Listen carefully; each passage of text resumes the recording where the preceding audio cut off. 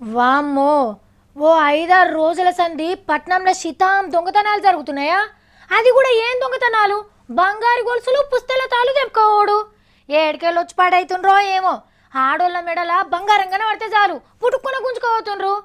అరే, ఆ నడుమ గొలుసు దొంగతనాలు బాగా జరిగినాయి, మళ్ళా ఇప్పుడే ఎందుకు బగ్గ జరుగుతున్నాయి అని ఆలోచన చేస్తే అప్పుడు తెలిసింది అస్సలు ముచ్చట.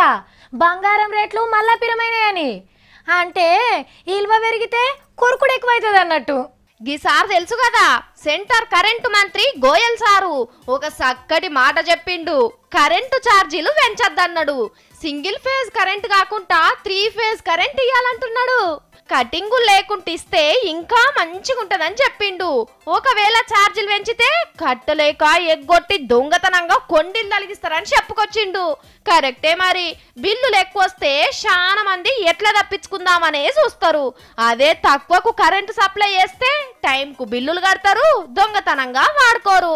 కాబట్టి అన్ని శాఖలను గోయల్ సార్ చేతిలో పెడితే సూపర్ ఉంటది.